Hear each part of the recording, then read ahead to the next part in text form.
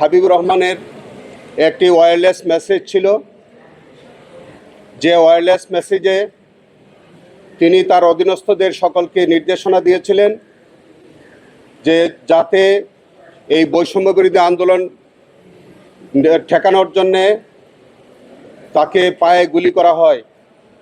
মৌখিক নির্দেশনা ছিল কোমরে গুলি করার, বাস্তবে সকলকেই বুকে মাথায় গুলি করে হত্যা করা হয়েছে। এই মামলার অপর আসামি যে রাশেদ, যিনি এডিসি ছিলেন, তার নেতৃত্বে 19শে জুলাই 2024 তারিখে রামপুরায় এই হত্যাকাণ্ডের ঘটনা ঘটে এবং তাদেরকে আহত হওয়ার ঘটনা ঘটে। চঞ্চল সরকার কার্নেশে ঝুলে থাকা আমির হোসেনকে নির্বিচারে গুলি করে। তিনি একটি ভিডিও বার্তায় উনি এই ঘটনা স্বীকার করেন। তারিকুল ইসলাম তিনি চঞ্চল সরকারের সাথে এই আহত এবং নিহতদের নির্বিচারে গুলি করে তাদেরকে হত্যা করে এবং আহত করে। এই মামলার মধ্যে চঞ্চল সরকার তাকে গ্রেফতার করা হয়, তাকে গ্রেফতার করা সম্ভব হয় এবং গ্রেফতার হওয়ার পরে তিনি একটা এক্সট্রা জুডিশিয়াল কনফেশনাল স্টেটমেন্ট দেন এবং তিনি এই গুলি করার ঘটনা স্বীকার করেন। তার স্বীকারোক্তি অনুযায়ী তিনি আমাদের অন্যতম ভিকটিম আমির হোসেনকে কার্নিশে ঝুলে থাকা অবস্থায় তাকে গুলি করার অপরাধ তার বিরুদ্ধে প্রমাণিত হয়। সেই কারণে তার বিরুদ্ধে শুধু আমির হোসেনকে গুলি করার যে চার্জ সেটা প্রমাণিত হয় এবং তাকে সেই চার্জে তাকে 20 বছরের সাজা দেওয়া হয়েছে এবং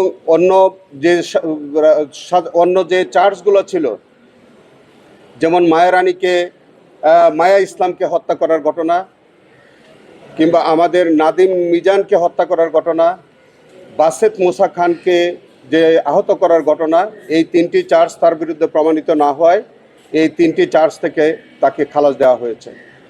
আমরা মনে করি চঞ্চল সরকারের যে এই রায় এটি যথার্থ হয়েছে এবং আমরা এই রায়ে আপাতত সন্তোষ প্রকাশ করছি। আমরা এই মামলার মধ্যে অপর যে আসামি কমিশনার হাবিবুর রহমান, এডিসি রাশেদ এবং রামপুরা থানার ওসি মশিউর, তাদের প্রত্যেকের বিরুদ্ধে সবগুলো চার্জ প্রমাণিত হয়েছে।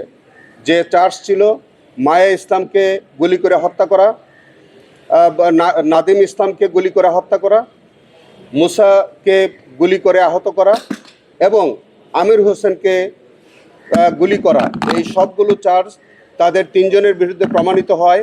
সকল চার্জে তাদেরকে আজকের মাননীয় ট্রাইব্যুনাল মৃত্যুদণ্ড দিয়েছেন। এই অপর যে আসামি তরিকুল ইসলাম, তার বিরুদ্ধেও এই তাদের সহযোগী হিসাবে তারা তাকে এই হত্যাকাণ্ড এবং আহত করার যে অভিযোগ, যে চার্জ ছিল, সেটি প্রমাণিত হয়, তাকে যাবজ্জীবন সাজা প্রদান করা হয়েছে। আমরা মনে করি এই মামলার মধ্যে আমরা 14 জন সাক্ষ্য দিয়েছিলাম। 14 জনের সাক্ষ্য নেওয়া হয়েছে। 14 জনই ভিকটিম পরিবারের 4 জন সাক্ষ্য দিয়েছেন। এই মামলার মধ্যে আমরা ভিডিও বার্তা, যেটা ভিডিও ক্লিপ ছিল, সেটা আমরা আদালতে প্রদর্শন করেছি। ওয়্যারলেস মেসেজ যেটা হাবিবুর কমিশনারের ছিল, সেটা আমরা উপস্থাপন করেছি। এই মামলার মধ্যে আনুষঙ্গিক যে আহত এবং নিহত হওয়ার সপক্ষে যেসব এভিডেন্স ছিল, সেগুলো আমরা উপস্থাপন করেছি এবং আজকে এই মামলাটি সম্পূর্ণরূপে সন্দেহাতীতভাবে প্রমাণিত হয়। মাননীয় ট্রাইব্যুনাল 3 জন আসামিকে মৃত্যুদণ্ড, আসামি তরিকুল ইসলামকে যাবজ্জীবন, চঞ্চল সরকারকে 20 বছরের কারাদণ্ডে দণ্ডিত করেছেন। আমরা এই রায়ে মহান আল্লাহর কাছে আমরা শুকরিয়া আদায় করছি এবং আমরা মনে করি এই রায়ের মধ্য দিয়ে আমাদের শহীদ পরিবার এবং আহত পরিবার তারা ন্যায় বিচার পেয়েছেন বলে আমরা বিশ্বাস করি। মাননীয় ট্রাইব্যুনাল এই পর্যবেক্ষণ দিয়েছেন যে হাবিবুর রহমান কমিশনার অত্যন্ত দায়িত্বজ্ঞানহীনভাবে তিনি ওয়্যারলেস মেসেজের মাধ্যমে তার অধীনস্থদেরকে তিনি উস্কানি দিয়েছেন এবং এই হত্যাকাণ্ড এবং আহত নিহত হওয়ার ঘটনায় তিনি প্রত্যক্ষ ভূমিকা তিনি পালন করেছেন। শুধু তাই না, এভিডেন্সে এসছে যে এই হাবিবুর রহমান কমিশনার এই হত্যাকাণ্ড ঘটনা 19 তারিখে হত্যাকাণ্ড ঘটনার পর তিনি 21 অথবা 22 তারিখে যারা এই রাশেদের নেতৃত্বে যারা অংশগ্রহণ করেছিল এই হত্যাকাণ্ডে তাদেরকে প্রত্যেকে 1000 এবং ওসিকে 1 লক্ষ টাকা পুরস্কার দিয়েছেন 21 অথবা 22 তারিখে। এবং কত অমানসিক এবং বর্বরতা যে তৎকালীন সরকার এবং তার যে পেটুয়া বাহিনী এই হাবিবুর রহমান কমিশনার সহ আরও যারা এই দুষ্কৃতিকারীরা ছিল তখন তৎকালীন ফ্যাসিস্ট সরকারের আজ্ঞাবহ হয়ে তারা নির্বিচারে মানুষকে আহত এবং নিহতের ঘটনা তারা ঘটিয়েছে। আমরা মনে করি যে তাদের মধ্য থেকে আজকে যে 5 জন আসামি Habibur Rahman commissioner, ADC Rashed, OC Moshiur Rahman, ASI Chanchal এবং তারিকুল ইসলাম, তাদের বিরুদ্ধে যথার্থ বিচার হয়েছে এবং তাদেরকে উপযুক্ত সাজা দেওয়া হয়েছে।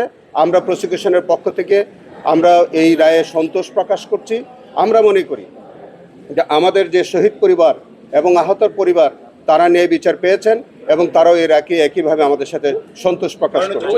আমরা দেখেছি যে 5টা মামলা রায় হয়েছে, কিন্তু অধিকাংশ আসামিরা পলাতক। আজকে একজন গ্রেপ্তার, 4 জন পলাতক। এর আগেও যে বাকি 4টা মামলা রায় হয়েছে, অধিকাংশ আসামিরা পলাতক। আমরা দেখছি যে এই পলাতকদের গ্রেপ্তারে কারো কোনো ভ্রুক্ষেপ নেই, আমরা কোনো পদক্ষেপও দেখতে পাচ্ছি না। এবং এ বিষয়ে প্রসিকিউশনের তরফ থেকে আপনাদের কোনো বক্তব্য আছে কিনা?